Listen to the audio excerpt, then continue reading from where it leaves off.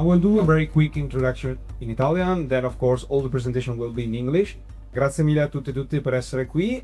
Oggi presentiamo, siamo qui appunto con Marek Poliks Roberto Alonso Trillo, appunto autori di Exocapitalism. Exocapitalism è l'ultimo libro che è stato pubblicato, cioè l'ultimo libro che è uscito per Becoming, che è una casa editrice da Berlino, che per noi è una casa editrice stupenda perché effettivamente risuona molto con molti testi che abbiamo qui dentro, e devo dire che ha trovato anche un bel pubblico, nel senso tra le persone dello UAV del Venezia in generale che passano qui e sono in ricerca di libri come questo, che appunto in qualche modo portano quello che in Italia viene chiamato theory a un livello superiore. Infatti ogni persona che è passata qui un po' mi ha sentito anche non volontariamente ma parlare di questo testo. Every time we do this, I look to just acknowledge the incredibleness of Becoming Press and encourage everyone to just buy the entire catalog. We're going to give this in the form of a lecture because we're serious theorists. If that's okay. This is the kind of second stop of the first kind of leg of a tour, and then we have quite a big tour coming up. So we're kind of using this opportunity to kind of optimize a little bit, and we'd be very interested in feedback and perspectives. I think it's a really, really wild talk. It's full of examples, and I'm not going to read from the book or anything like that. This is all new material precisely for the tour. We've been doing a lot of media conversations about the book, and I think every time we're asked to talk about the book or given a context to talk about the book, and again, very, very grateful to Bruno. This is like one of the best books that I've ever been to in my life. Big shout outs, Bruno. Every time we're given a context to talk about the book, we have a tendency to want to talk about the entire thing. It's like a wormhole. I mean, it really sucks like hours of conversation out. So we're gonna try and stick principally to exactly one concept. The book is made of a few key concepts: scale, fold, lift, drag, lag, and the last mile, which are all kind of alien concepts to you probably if you haven't read it. But they are essentially ways or a kind of machinery that allows us to reorganize the vocabulary of finance. Specifically the relationship between value and price, which might be pretty abstract for this group, but you can think of it as a kind of toolkit that helps you kind of navigate the complexity of 21st century capitalism in a way. But I'm only going to talk about one of these concepts, which is called lift, which is my favorite concept from the book, and I think it's kind of a key to opening up the rest of it. So, let's begin. It has been understood for a very long time that capitalism has something to do with abstraction. Marx, for example, identified a kind of formal operation in which money becomes more money through the digestion of the earth and the subsequent metabolization of that stuff into abstract capital. And that metabolization is a kind of lift, as we call it. It's a phase transition from discrete physical utility, usefulness, into virtual space. The holy stomach converts our dust ultimately into energy. A commodity is an abstraction of a physical object, right? It's resituating something real into a virtual plane of exchange that's nonetheless real, but virtual. It lives as a coordinate on a graph of money. It's been lifted from a simple material form, and it's been afforded a kind of representational surplus. But we go much further than this, suggesting that it's not only capitalism that has something to do with abstraction, we actually go really crazy here. We suggest that actually abstraction itself has something to do with capitalism. That the kernel of capitalism lives within the formal logic of representation itself, and that capitalism might be something as transcendental as language. And that's a crazy take. For anyone new here, like that's an absolutely insane thing to say about capitalism, but that's totally something that's a hill we die on. This is too much to talk about at the moment. We're going to keep it actually very grounded in real world examples. And I'm giving you like a little sneak peek as a kind of taste for where we conclude. So I'm going to stick to lift and offer up all these examples. So if I'm to put together an elevator pitch for what lift means, and lift being this concept that I want to talk about today, lift is the drive that compels capitalism towards abstraction and away from production. And I would double down on this statement by suggesting that not only is capitalism allergic to production and consumption, it's further allergic to the feedback loop of consumption and production in general. Moreover, it's allergic to making things, selling things, buying things, distributing things, and organizing things. Further, that it's allergic to any kind of physical media whatsoever, and even more importantly, that it's actively disinterested in sustaining any direct entanglements with the physical media in any respect, humans included, myriad. And I don't mean disinterested or allergic in a kind of psychoanalytical sense, because in exocapitalism, there is no psychoanalytical subject. Capitalism is not an ambient ghost powered by human psychosocial drives. Thinking about someone like Zizek here, or Italy's patron saint at the moment, Mark Fisher. Instead, when I say disinterested or allergic, I mean this strictly in an algorithmic sense. The cascading self-abstraction away from material conditions isn't just what capitalism does, it's what capitalism is. So we want to start with something that is quite simple. We want to keep it simple. You can only extract so much profit from a physical commodity. You need to make it out of stuff. It needs to be formed by people. It needs to be moved around in space. All of those operations actually cost money, yeah? And the costs of those operations do not scale. They can only get so cheap. You can only, if you think that, the per unit costs, they have hard floors and the capacity constraints, and, they have the economies of scale that taper to real limits.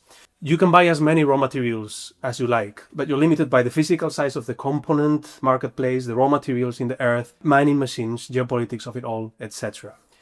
You can enslave labor as much as you like, but you're limited by local laws and ultimately by the reproducibility of the labor force, people having kids. You can optimize logistics as much as possible, but at the end of the day, there are ports, tariffs, bribes, and fuel that need to be paid for.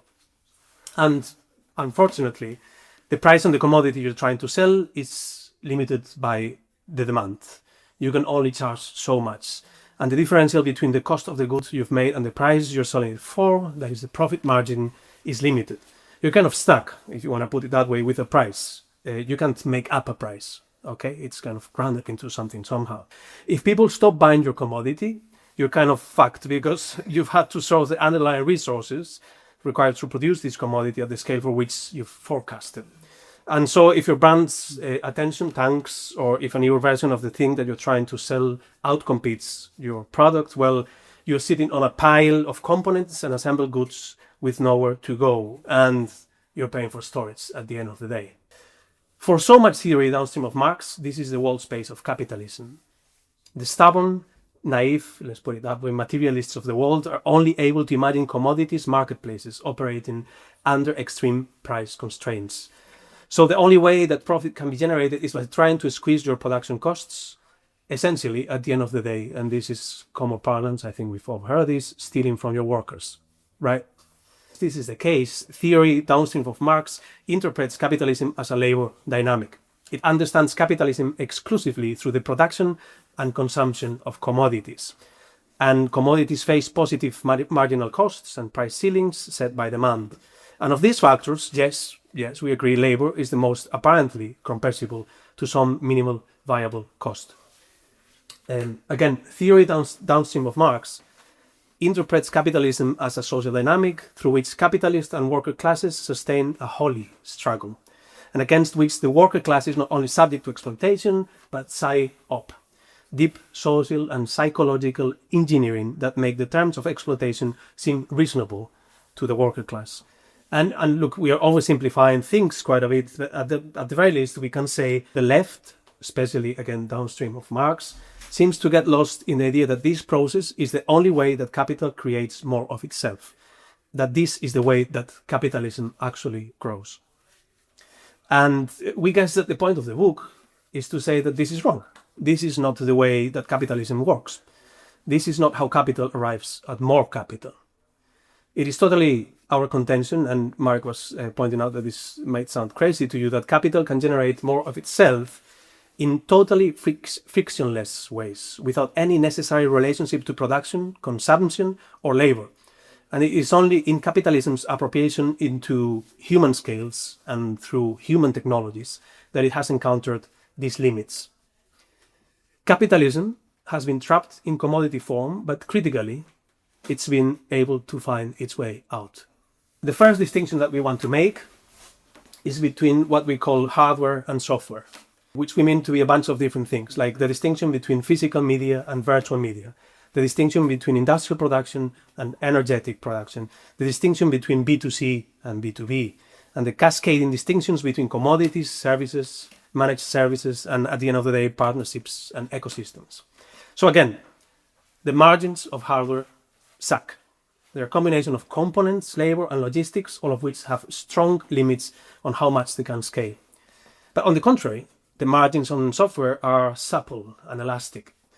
At first, yes, you need software engineers to create IP, manage dependencies, you have to do research and development. But in the software business, you need this kind of labor only at the beginning, yes? You need this as much once you've achieved a level of scale. We think that a lot of people miss this point. There's actually very little IP in software development, very little authentic new creation of stuff. This is something that everyone gets wrong, including people heroes to us like Diana Terranova and Mackenzie Work that we were interviewing a couple of weeks ago, who we think misread the software economy as a permutation of, or even a one-on-one mapping of the commodities or hardware economy. But believe it or not, most software businesses are basically doing resale. They're essentially leasing IP that is out there already, packaging it together with a bit of their own IP and then selling it back into the market at a significant markup. Software engineering labor is not creative labor. It's not even intellectual labor. It's a low overhead maintenance operation that concerns itself principally with the management of integrations between different pre-existing third-party software ecosystems, buying new third-party components as the business scales. In turn, after you've done the initial work of scaling up a software business, the intellectual labor of software development becomes less and less important, especially against the energetic labor of raw compute power itself. And we can sidebar here and quote the million think pieces on the automation of software, engineering as practice, but again, exocapitalism is not excited by the prospect of facilitating labor. Instead, it is activated by the possibilities of building more and more surface area into software engineering itself through modular, low-code or no-code environments, and especially through Gen AI tools like Cursor or GitHub Copilot, which do not automate software engineering labor, but rather nest opportunities for lift, this idea that we're trying to discuss today, inside of software engineering labor. The limits, then, on margins, have little to do with the intellectual property made by software engineers, let alone the completely fungible sales of back-of-house labor used to scale a business. Because, let's be real, every sales or back-of-house tech job is functionally engineered to be exchangeable across the industry. At scale, the floors on software margins have far more to do with compute. The bill, at the end of the day, is your AWS bill. The amount you pay either directly or via the modules you've purchased and added into your environment to manage data center services, who are themselves several orders removed from the physical manufacture of computers and electricity. Software, and this is important to us, can basically have any price. Like, it doesn't matter. Software is dominated by fixed costs and very low marginal costs. The main variable component at scale is compute. Sure, there is a market-determined ceiling on how much you can charge for software, but again, software profits commonly exceed over 80% over costs. It's imaginary. It's actually fiction. And this is what makes exocapitalist activity. Not the profit margin itself, not even the profits, but the fluidity and flexibility of price. If there is surplus value generated in the software economy, it is not extracted from human labor, but from electricity itself. Energy is actually still today very, very cheap. It is maybe too cheap. And here we feel attracted to Georges Batelier, Nick Land, and Reza Negarestani on the concept of the solar economy. We're not referencing here like solar panels, but rather the postulation that obsolete functionally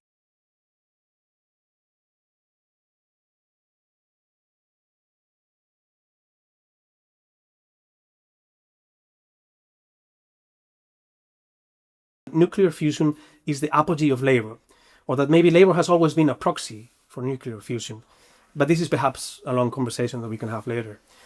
Regardless, it follows then that the most basic kind of lift is the movement away from production, consumption, and logistics of physical commodities toward assemblage, licensing, and renewable capitalization of software. Okay, so bring it really, really down to earth here. So we're gonna look at Siemens. Hopefully you all know what Siemens is. It's like the hardware company in the sense that like the Siemens logo is everywhere. It's on like toilets, wind turbines, industrial manufacturing equipment.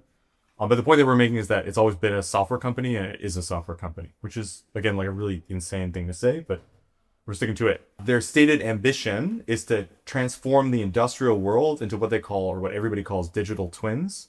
So a digital twin is essentially a kind of one-to-one representation of a physical thing out there in the world into the cloud. So like there's a physical object out there on a manufacturing line or a toilet, I guess, that has a button on it. Theoretically, you could hit that button in your browser, right? You could hit it with your phone, whatever, call an API and make that thing happen. Or if you have a piece of industrial equipment with a thermostat on it, you could look at that thermostat right by looking at your phone. So that information will be published. So that's the idea of a digital twin, is this one-to-one representation of a physical thing in virtual space. That's something that Siemens has really been interested in for quite some time. And you can see like how that might be useful in terms of automation. Like you can create quote unquote smart factory where everything gets automated and you have all these kinds of pipelines of data flowing into each other, where everything can be accessed, maintained, and optimized through just digital interventions. So you don't even need any people working in this factory. But this is like a kind of meager kind of lift. It's a very first order virtualization of physical assets in the relationship to digital space. And I think like people really get fooled here because they think that intentions like this, like smart factories, factory automation, for example, like Tesla always gets cited like this. Like they think that these companies are actually interested in doing manufacturing, in automating manufacturing itself, and therefore driving down the variable costs of production. But that's actually not what's happening here. Like Siemens is not interested in manufacturing for its own sake. Instead, they're actually pivoting away from manufacturing. They're lifting from providing manufacturing goods to working with manufacturing businesses. Instead of selling hardware to businesses that operate that hardware in a consumer-facing way, their goal is to sell software to businesses that then in turn sell their manufacturing capacity to businesses that sell hardware. So in the case of Siemens, think about a wind turbine. You can sell that physical wind turbine to an energy utility, who then will take that asset as some kind of capex, and they'll resell that product of the wind turbine energy to their customers. And that energy utility, you could call them B2C in American biz parlance, which is now global biz parlance. They're engaging in a direct relationship to people, to C, they're the B, business, to C, to their consumers who are consuming that energy. Their customers are the end of the journey of that business. So if Siemens is selling that utility physical wind turbines, you could call them a B2B to C configuration because they're selling physical assets to a B2C company. But instead, what they're actually doing, instead of trying to sell to that energy utility, B2C, when building digital twins, you're trying to sell to B2B. You're selling to companies who are then themselves selling those wind turbines to businesses, which only then ultimately find their way to that B2C business at the end of the line and ultimately that end customer. So lift is the movement up the chain. So you start with B2C, you start selling some physical things to people. Then you move to B2B2C, you start selling something that a business can then sell to a person. To then B2B2B2C, you start selling something to a business that then resells it to another business who then does something with it to produce a thing that gets sold to a customer, right? I know it's crazy complicated, but that's like the lowest order of what's happening in the world right now. So you're moving farther and farther away from the dependencies that come from the last mile production and the foreclosure of the fiction of price upon its determination by the customer, by the consumer, by the last loop where there's no more resale happening. It's just being absorbed and taken by a person and it's done. And so what is actually happening is that Siemens is not just lifting from production, they're actually lifting from consumption, from the termination point at the end of some commodity exchange life cycle. Because it is at that point, when it hits the customer, in a sense, that the contact with shrinking ceilings and rising floors of how much you can sell something for price determination ultimately arrives. But Siemens doesn't stop lifting here. The goal is not to stop with digital twins, but rather to sell management software on top of digital twins. So if you're building a digital twin based on some specific piece of hardware, like let's say you built a digital twin for a toilet, you're limiting the addressable market of what you can sell that to the people who have that toilet, right? Like that's only a couple people. Like not everyone has this specific toilet, so you're stuck with that kind of configuration. So if you're, let's say you're selling a digital twin for a PCB milling machine in some kind of industrial manufacturing line, well, you're just stuck with people who can use that software, which are people who have that physical piece of software. So that's a really annoying limitation for everybody. But so what Siemens actually did is that they started to sell hardware agnostic management software. So software that can kind of be run on anything. Siemens's Accelerator, which they call is available anywhere for any device. It gives you the ability to sell this like high margin, kind of weird, like totally agnostic piece of software without any determining dependencies on anybody and what they actually own. And what's even crazier is that this product, Siemens Accelerator, isn't actually managed by Siemens. It's literally a third-party solutions marketplace. So like this is just like 5% of like the brands that are associated with Siemens Accelerator. It's like this huge morass of like third-party companies, subcontracted entities, partners, alliance members, things like that they're actually reselling in the form of this accelerator product, which then goes on top of digital twins, which then goes into manufacturing businesses, which then manufacture things that ultimately go out to end customers, right? Hopefully you can feel this kind of movement up the chain. And then in 2024, Siemens Accelerator became Accelerator as a Service. If you hear as a service, you know that something is getting lifted. That's like the euphemism for lift in a lot of respects. So software as a service, which is the original as a service, means a transformation of software from a thing that you buy to a thing that you rent. I think we're all familiar with this, and that the software itself is ultimately running on a server in your provider's backend chain. So your computer is not running the software anymore. Your vendor is running the software, right? And in doing so, they can charge you a recurring fee for access to that server that's running a piece of software. They're not selling you access to a thing. They're actually leasing you access to a thing, right? Rent-seeking behavior. If you're an Adobe user, like you use something like Photoshop, for example, or InDesign, you know this first. You used to own InDesign, right? I remember the days where you could own InDesign, like run it on your own computer. Like that was sick. But now, of course, you lease Photoshop, right? You have to pay them a recurring charge for the ability to own a license to this piece of software, which is kind of run on your computer, but mostly run on their backend. And it's hard to think of almost any piece of software that you can buy these days that doesn't involve this kind of recurring subscription license, a browser or API-driven interface. So you're not running software on your own computer anymore, right? You go to a browser, you open a page, and you do stuff in the browser now. And then a license period of access. So you sign a contract, for example, like any app you buy on the App Store, right? You sign a contract that's then renewable with some criteria, blah, blah, blah, in order to actually run something on someone else's servers somewhere else. And I can think of a few exceptions on Ableton Live, I imagine, Final Cut Pro, perhaps, where you can actually, you could buy a kind of unlimited license for the most part.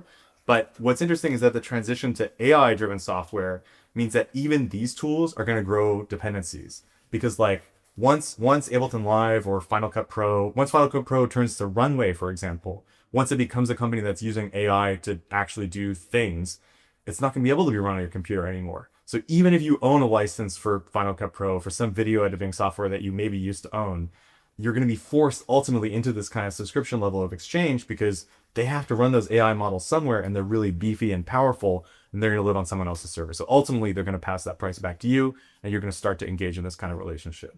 You will never own software again, period.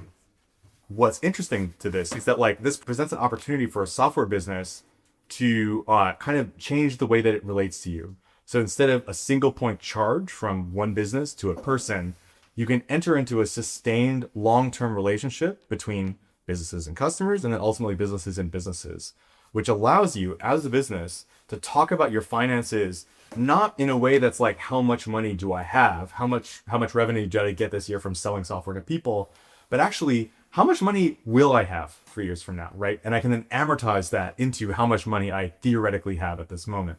Right now in the software business, you never talk about your cash, like how much cash you have. You talk about your annually recurring revenue, how much software spend you have committed for the next couple of years. That's how you raise more money. That's how you re-inject capital back into the business. It's like a totally speculative way of relating to the amount of money that you actually have in the bank, which weirdly doesn't matter for most software companies, only when they run out of money, right? And so, in the kind of first order presentations of this talk, when we got our first kind of critique of the book, that basically said, like, you're critiquing the software industry, not industry in general. But this is Siemens. Siemens has been around since Marx. Marx was alive when Siemens was founded, right? This is like the OG hardware company. And so this process of softwareization is baked into the earliest foundational moves as a business. And it's so we're going ham here. We're going crazy. Like, it's our allegation that all industry is and has always been software, which is a crazy thing to say, of course, but that's really what we believe in the way that it considers its relationship to revenue And yeah, that's how it's been forever. So now we've introduced the idea of lifts, and I hope that's sinking to some extent. We're going to discuss some other case studies. The idea that value is not really generated at sea level, customer level. So capitalism is departing from that level because there's no interest anymore. And another case I think we think is relevant is Rakuten, which means optimism in Japanese. It's a great name for a company. And it started as something similar to Amazon back in the days. You might have heard about Rakuten, I guess. It was already more lifted than Amazon when it started. It never ran its own warehouses or it never bought any inventory. It was operated as a platform where independent merchants sell to customers, and then Rakuten would take a cut from those transactions. Since the 90s, Rakuten has acted more like a broker. It directs consumer traffic to third-party merchants, and it earns commissions and advertising fees, part of which it rebates to consumers as loyalty points. We'll talk about this later, again, the idea of loyalty points. If a first-order market is B2C, we discussed this earlier, marketplace as a service is B2B, business to business, in that the customers here are the businesses who sell their products through Rakuten itself. Here is where the critique from platform capitalism gets a little bit stuck. We sense that the discourse that a platform is all about consumers, that it's a consumer-facing entity, that they engage in social engineering to trap customers for network effect. And for someone, for example, like Yanis Varoufakis, you might have heard about techno-feudalism, it's even more extreme. For people talking about quote-unquote techno-feudalism, as I was pointing out, these platforms are actually evolving into micro-political environments. They are so invested in customers that they are literally intervening in their lives, vertically integrated into full-stack providers and sustainers of human welfare. And this seems to us like actually wrong. It's a kind of a simplistic take on the matter, we believe. Rakuten gets paid precisely when customers leave the platform. Rakuten is providing a mesh-like aggregator and orchestration layer for other businesses. Platforms to us are not vertically integrated walls. They're just extremely porous. Yes, we agree that Rakuten does provide a platform, several of them actually, but it's, by virtue of its own platformness, a complete world. Is that the case? I mean, is it a gesture towards a sort of worldliness, if you want? We believe that's not the case. For us, a platform, and this is a very important idea in the book, I think, is about being incomplete. It's about surface area for integration. A platform is not a matrix of relationalities. A platform is a vibe. It's about partnerships, channels, alliances, through which a given platform provides as many management solutions as it's receptive to. It's about fertility, in a way. And if you go to Rakuten's website, you'll see that this is exactly the case. It's a cascading wall of brand associations with which Rakuten is engaged in the circular flow of revenue. The more revenue moves, the more velocity it has, the more randomized its behavior, the more of itself is actually created. Let us consider now a different example. I'm coming from Hong Kong, so this is something that is kind of relevant. We've both been to China a few years ago, and we're interested in what's going on there. And the example that we wanted to discuss after Rakuten is WeChat, which was originally launched only like 14 years ago, first as Weixin within the Chinese market. And it seems to be one of the most consolidated platform environments on the planet. If you try to take a techno-feudalist approach to WeChat, you would start pointing out to the containerization of 1.3 billion monthly active users, into an object that interfaces with the Chinese state apparatus, if you want, as evidence for the idea that WeChat's ambition is not only to facilitate but moderate the world space of contemporary China, of the contemporary Chinese public space. But we believe that that's not what WeChat is. A little bit like Rakuten, WeChat is an application marketplace. I don't know if you've ever used WeChat. It's crazy. Have it's you the craziest app of all time. It's Anyone? absolutely nuts. So WeChat combines into a single space everything that you have in your phones. Everything. You only need one app. What we're trying to argue here is that WeChat kind of limits itself to a kind of identity provider through which third-party applications engage with users. They developed something that was called the mini programs, an environment that opened up the space WeChat was created into a kind of general-purpose app store through which WeChat could standardize protocols around information transfer and identity. If you were taking Varoufakis' approach, you would say that WeChat is actively invested in managing services like transportation, for example, vertically integrating itself into the physical lives of its users in order to maximally extract from their attention. But this is not what is actually happening. Instead, what the WeChat is doing is, for example, with partners like Didi, which is a taxi driving company, it offers taxi services within an interface that looks identical to Didi's native application, but is actually served up within the raw interface of WeChat. Luxury brands like Gucci and Fendi, they have their own mini programs for marketing and e-commerce, and there is like 20 million businesses running in 20 million businesses. Official accounts. It's like an app store with 20 million businesses. Yeah. It's crazy. It's running within WeChat. Far from tightening, if you want, the feudal grip, this mini program framework abstracts user interactions into a programmable layer open to outside developers. So WeChat, in a way, is more a data broker. It's a hinge between the businesses that operate within it and the state. It's a hinge that capitalizes through the dual WeChat Weixin structure. So WeChat was first released as Weixin within China, then as WeChat for the international market, on the complexity of the Great Firewall. The two systems, one app design, monetizes governance and regulatory complexity through an indifferent approach. It's an arbitrage on sovereignty itself, and it lives from brittleness of an apparent multipolarity. Now, WeChat is owned by Tencent, which is a huge company based in Shenzhen. And when you look at the Tencent's revenue streams, it all becomes even more clear. Tencent does not make money by running fleets of taxis or delivering groceries. It makes money by taking a cut from online games, subscriptions, and premium services run by other people. The other large pillar is financial services, which is WeChat Pay. And this is something that now moves trillions of dollars annually, clipping a fraction from every transaction. In 2023, Tencent's fintech and business services segment, dominated by WeChat Pay, as we just discussed, generated 203 billion RMB, becoming a financial gatekeeper and surpassing its traditionally large gaming segment's revenue. In both cases, thinking about the gaming kind of side of it and the financial side of it, the logic is the same. Tencent charges businesses for how they interact with people. So what looks like total consolidation from the outside is in fact lift. WeChat is not pulling people into a closed platform ecosystem. It is rather abstracting their interactions into a programmable data layer, one that sits above production and consumption. WeChat, in a way, abstracts human activities into digital data flows that Tencent can intermediate. Let's look at Nvidia, which is like one of the most crazy and interesting companies out there. That's obviously the company that's behind it's the quote unquote hardware company behind the AI boom, especially in the US, but obviously everywhere. So what does Nvidia make? GPUs, the processing units that are required for hardware to do AI, right? Essentially. But what's interesting is that Nvidia obviously doesn't make those chips. They sell Taiwanese chips made by TSMC. And while they license designs to TSMC, what the actual thing that Nvidia does, like the value that they ultimately provide, is literally software. It's called CUDA. It's this software framework that transformed these chips coming from Taiwan into the brains behind generative AI.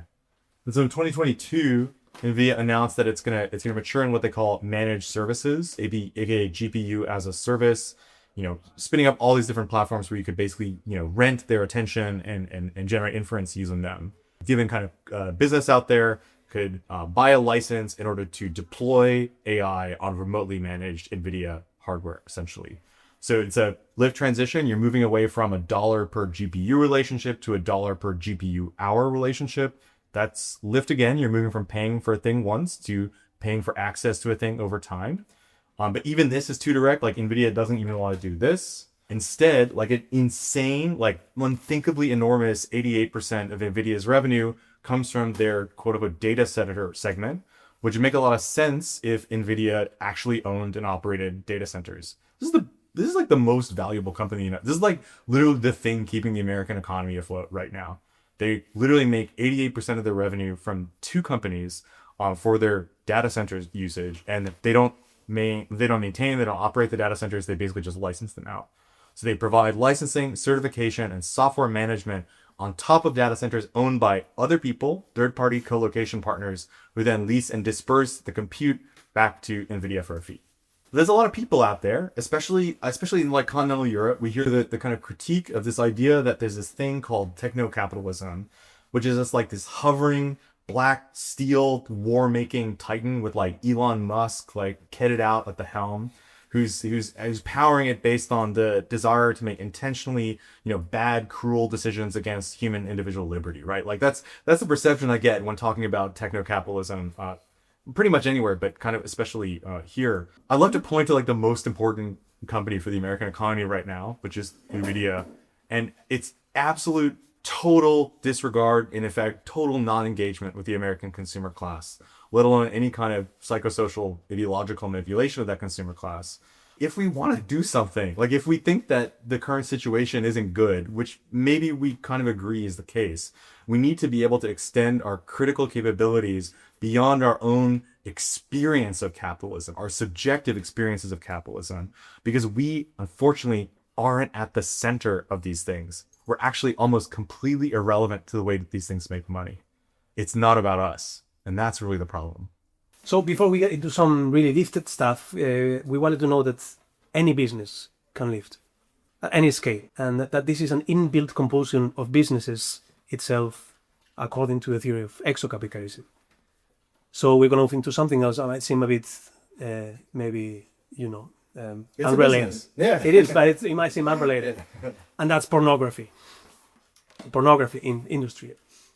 You can see some really classic lift dynamics here. For example, you saw individual performers or creators associated with this or that representation engage with studios who produced and sold physical merchandise. Famously, Girls Gone Wild was sued by the American Justice Department for operating a shadow continuity program, where you might have thought you bought a single DVD, but instead you were automatically signing up for a membership with auto-renew and therefore purchasing a recurring revenue resource. As pornography became increasingly digitized, most mainstream producers stuck to subscription-based models, leveraging platforms like Pornhub as freemium marketing spaces where clips could be shared to draw traffic towards their own studios. Sole proprietors, in their part, could leverage a kind of creator mode to collect some drippings from the ad revenue their videos generated on the platform. In this sense, pornography producers were already lifting from B2C style engagement, instead selling their videos essentially to advertisers. But as pornography transitioned into more exclusive content, it lifted. In fact, the exclusive content precisely names a transition from ownership to contractualized leased access to pornography as a service. As the popularity, for example, of OnlyFans exploded, especially during the COVID period, many creators found themselves running viable small businesses, discovering that the real money was not in the first-party production of pornographic material, but in dedicated OnlyFans management agencies for the heavy lifting of businesses and marketing tasks. In turn, a meta-management business model has been cascading upward, coaching OnlyFans managers on how to create and sustain an OnlyFans management business.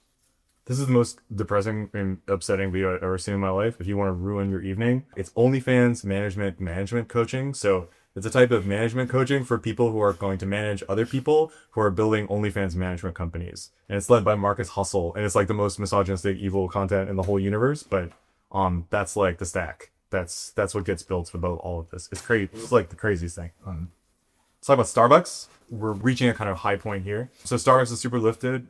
It forces customers, often if you want to use the app, you upload a block of money at a time, right? It's usually 25 USD in exchange for loyalty points, which are called stars, which is really cool because those stars are literally bucks in a way. Like it's really beautiful and kind of poetic.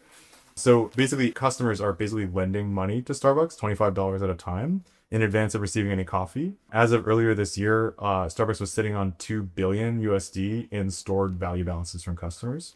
That's interest-free capital, baby. You can do whatever you want with that. You can redeem that cash. You can use it for operations. You can reinvest it until customers ultimately redeem it. And unlike a traditional bank, like they don't have to pay any interest or anything like that. They don't have to do anything. They just chill with your money. Usually there's about 200 million plus of breakage a year. Starbucks is also really structurally lifted through licensing. So 48% of Starbucks stores aren't actually managed by Starbucks, but are actually licensed to third parties. And so those licensed stores are generating reward points, royalties, margin on Starbucks supplied product. But they keep all the kind of like operating costs, all that stuff with the actual partner itself. So Starbucks is monetizing brand, management software, recipes, IP, equipment, and raw supply at the meta layer, while all the other people are doing the hard work of actually dealing with customers and making coffee.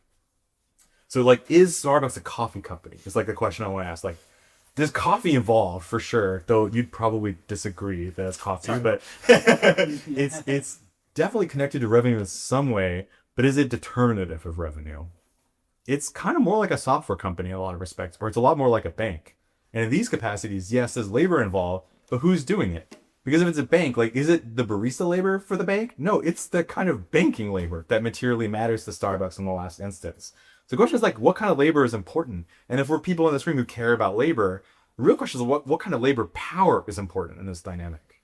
So when we talk about the supply chain, which is like, coffee producers, shipping the coffee, blah, blah, blah, all this kind of stuff, it's really easy to kind of think of it as this like long vertical link, but it isn't. It's like a deeply, interlinked, nested array of lifted things, each of which are sporting a lot of multiple redundancies in terms of their downstream and upstream dependencies. So McKinsey work has a concept called vectorialism, which means that it's really, really hard to, her suggestion is that it's really hard to break the supply chain. Because at the end of the day, if one supply chain part breaks, you're not working with them anyway. You're working with like a procurement agency, like 17 orders higher, and they're going to find a partner who's going to like move the supply chain elsewhere and find a cheaper option or find a better option. So the contents of the supply, like the thing being supplied, doesn't actually matter in its specificity in any way. And they aren't distinct, they aren't individual in any way. They're actually fungible, interchangeable, abstract vectors. That's what McKinsey work means by vectorialization. So if you're sitting on the supply chain, you're not thinking about the things that are actually being supplied to you. You're thinking about like lines, basically. You're thinking about abstract motion. But this gets so much more intense when you understand it through Lyft, because not only does a produced good not matter in terms of its particularity, but the connection between produced good and revenue is unspooling. As you lift, you find yourself participating in not a commodities economy, but an economy of stakes, alliances, speculation, all of which are not only removed from the commodities economy, but are actually increasingly self-sufficient, and that they capitalize purely on what Marx called fictitious capital, but is in fact the only real capital, arbitrage. Arbitrage. These are like the two most insane examples now. Yeah. So another example we wanted to discuss as well, Japan's SoftBank, which takes this movement to an even more extreme level. SoftBank began as a kind of software license manager and distributor, already a kind of weird and lifted relationship to software, which it managed by selling magazines with floppy disks in them. And this was back in the 90s, early 90s. Later on in the 90s, SoftBank shifted its focus dramatically. It managed to get a lot of funding and used that to finance speculative bets on other companies. And the idea here was to arbitrage between the market difference between the US and Japan. And that was a huge move. This kind of hit its peak with SoftBank's legendary now bet on Alibaba. They bought 20 million USD on a stake in year 2000. By the year 2014, that had become 50 billion. Other killer acquisitions that they made of international MNCs as staked against Japanese valuations include Vodafone Japan, turning SoftBank for a while into a management layer on top of a management layer for telecommunications. And in this sense, SoftBank escaped operating as a platform or a managed services organization altogether, taking the leap directly into highly informed strategic investments and affiliations, strictly capitalizing on raw geopolitics itself. Things got far more lifted in the 2010s with a huge amount of external funding that was coming from Saudi Arabia, PIF, and Abu Dhabi's Mubadala, and then SoftBank actually became an investment fund. They used all of this cash to bet on companies like Uber, WeWork, DoorDash, Coupang, finally acquiring pieces of ARM, and now ultimately joining Oracle and OpenAI in the 500 billion Stargate project, a funding scheme that seeks to capitalize on the extraordinary volatility of the international AI boom. But it would be a mistake to read SoftBank's maturation from software to software rights management to speculative capital management as a kind of late 20th century phenomenon. Almost every hallmark law of conventional industrial capitalism went through the same process. That's the argument here. From Berkshire Hathaway's mid-century transition from textile mining to insurance-powered capital float allocator to ambiguous multinational holding company, to companies like Hudson-based in the early 20th century transition from real estate management. We can think of the late 19th century maturation of U.S. Standard Oil from a refining and operating, and that eventually became divided into what is today Exxon and Chevron, who operate in a similar way. But we could also think of the 15th and 16th century Medici states transition from cloth to early financial services. In each of these cases, the underlying good became less and less relevant to the underlying source of value. Given these proportionally limiting returns, scaling instead through the abstraction of the product, the reinvestment of capital into itself, and the establishment of reciprocal relationships within the broader plane of business as such. This one's so sick. So this is Citadel. They're a giant hedge fund. They used to be like a bank, but now they're just like fully automatic money machine. So Citadel Securities, they use like advanced algorithms to trade stocks, options, and other assets at like crazy speeds. Usually they hold a stock for like a couple seconds at hard max. And the logic behind these trades is not about the long-term prospects of a company that are like investing in a company per se, or any kind of underlying economic factors at all. They're literally just trying to exploit tiny discrepancies in prices. They're maybe looking at patterns in orders and using it to stake bets or other kind of statistical opportunities. So the idea here is that Citadel is using randomness itself as a source of profit. At the center of high frequency trading is the concept of arbitrage. So if the price of gold in New York is momentarily lower than the price of gold in London, you can use an algorithm, right, to buy in one market and sell in the other at the same time and just immediately make money and just kind of keep doing that until the market ultimately corrects itself. But that's still connected to a real thing, which is gold. And Citadel's not it's way more abstract than that, usually based on purely statistical grounds. So the easiest way you can think about it is like maybe they're looking at one asset and they notice that whenever this asset goes up, this asset goes down. So maybe they have an algorithm that's looking at this asset. And if it goes down just a little bit, we'll place a bet on this one and then we'll trade on it. So that's one way to do it. Another way you could do it is you could train a machine learning model, for example, on like a ton of market data, and then listen to that model. If it tells you to buy something, you buy it. But even that's too predictable in that those fluctuations in value are too dependent on real world conditions because other people might be doing that too. So if you have a bunch of people looking at two connected assets, one person might, you might stake a bet on that, another person will stake a bet on another, and then it'll create this kind of, it'll smooth out that randomness and you won't be able to profit from it at all.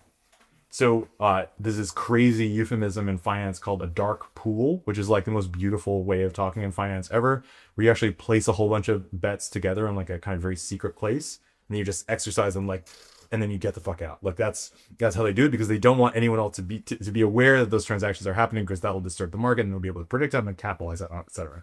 So you're actually like really kind of hiding these things in kind of secret ways. But that's not even the coolest way. The best way to do it is just to use math, like just use stochastics to look at a random number line and make simple inference based on the inherent patterns in randomness itself. I don't know how deep you guys are into math, but randomness is cool because randomness is not random. It's actually really almost impossible to make a truly kind of random number. Randomness it has all kinds of internal turbulences, which we understand through a branch of mathematics called stochastics. So Citadel doesn't care what the underlying asset that they're betting on is. They're just looking at a number line, like a random curve. They might not even know what the asset is. They might not even know what they're investing in for a couple seconds. The content of the trades is irrelevant.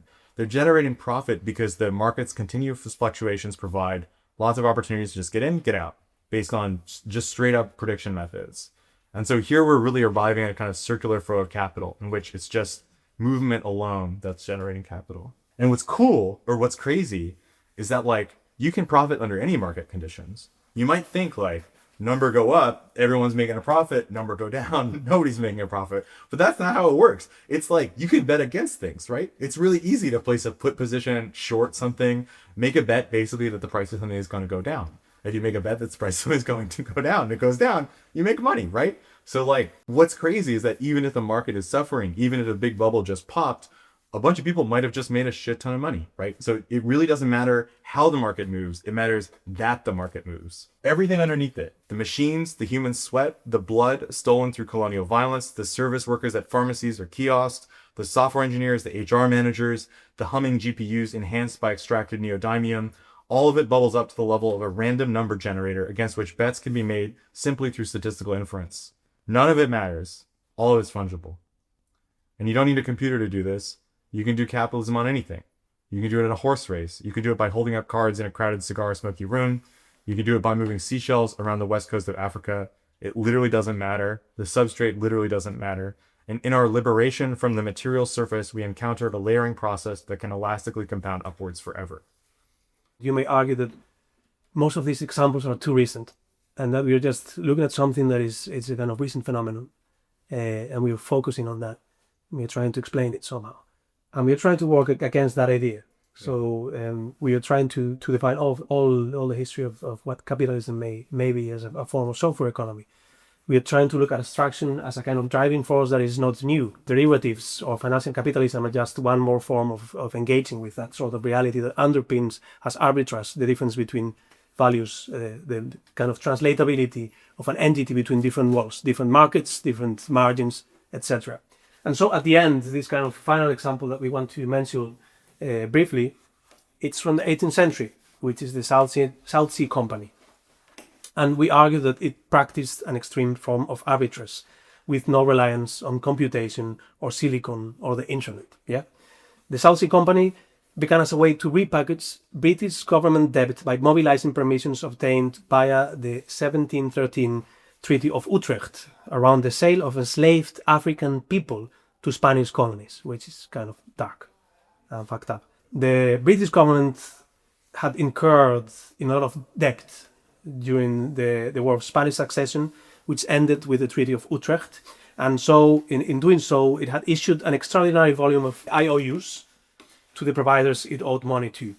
It proposed a relationship with the South Sea Company, where anyone with an IOU to the government could exchange that IOU for equity in the transatlantic slave trade, which at the time was only starting to actually operate at scale. It was quite small. This was an almost completely speculative, hype-driven investment, and this is sad to say because of the kind of underpinning reality of what they were betting on. All of a sudden, the South Sea Company became enormous, despite an almost complete hold on the shipping operation.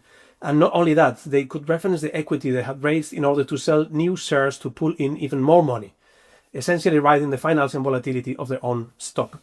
And when this resulted in a financial disaster at the end, as most bubbles do, that does not compromise the underpinning dynamics that were in play. Nor does it mean that a lot of people didn't make a financial killing out of the exchange. You might have seen the meme of Newton, who was involved in this and lost a lot Did a of really money. bad job. Yeah.